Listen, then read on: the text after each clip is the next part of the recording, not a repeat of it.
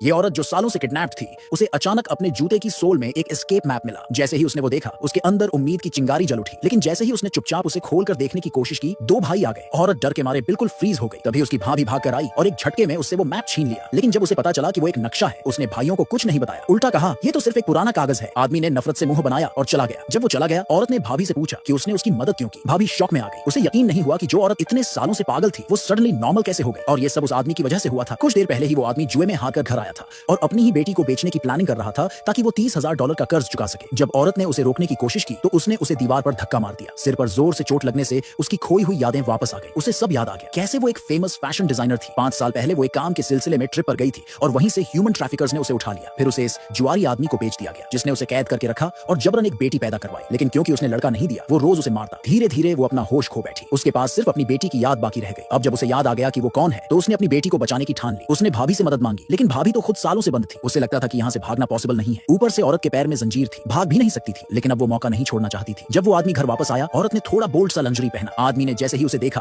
Control नहीं कर पाया और फौरन अपने कपड़े उतार दिए। औरत ने कहा कि वो चेन की वजह से हिल नहीं सकती। आदमी ने बिना कुछ सोचे फौरन एक कुल्हाड़ी उठाई और उसकी चेन तोड़ दी। अगले ही सेकंड औरत ने छुपा हुआ डंडा उठाकर आदमी के सिर पर जोर से मारा। जैसे ही वो बेहोश होकर गिरा, औरत तुरंत भाभी के पास गई, ये साबित करने के लिए कि वो सच बोल रही है। जब भाभी ने उसके साफ और मजबूत आंखें देखी, उसे फिर से उम्मीद महसूस हुई कि शायद बच के निकलना पॉसिबल है। उन्होंने मिलकर एक मस्त प्लान बनाने का सोचा। दोनों एक सीक्रेट रूम में गई, जहां औरत ने गांव के पावरफुल लोगों के बारे में सारी डिटेल्स लिख रखी थी। वहां से उन्होंने समझा कि अगर वो उन लोगों के डेली रूटीन को कंट्रोल करें तो वो आराम से भाग सकते हैं। सब कुछ प्लान करके दोनों सही टाइम का वेट करने लगी। लेकिन भाभी को शक था कि क्या ये सच में हो पाएगा। वो जगह बहुत आइसोलेटेड थी, पर औरत ने कहा कि आदमी हमेशा उसका मजाक उड़ाता था। कहता था कि तू यूनिवर्सिटी में पढ़ी है, इसलिए सोचती है तू गांव के लीडर की बीवी को भी जीत सकती है। औरत पहले ही समझ चुकी थी कि उस आदमी का उस लीडर की बीवी के साथ अफेयर है। जब भी वो जुए में हारता, रात को उसी औरत के पास जाता और दोनों को फर्क नहीं पड़ता कि वो देख रही है। वो उसे पागल समझते थे, लेकिन औरत बस एक मौका चाहती थी ताकि उस वो आदमी को उसकी ही चाल में फंसा सके। आखिरकार फिर से एक रात आदमी ने जुए में हारकर लीडर की बीवी से मिलने गया। औरत ने उसी टाइम मौका पकड़ा, भाभी को लेकर लीडर के पास भागी और प्रिटेंड किया कि कोई पीछा कर रहा है। लीडर जब बाहर आया और दौड़ते हुए आदमी के पास पहुंचा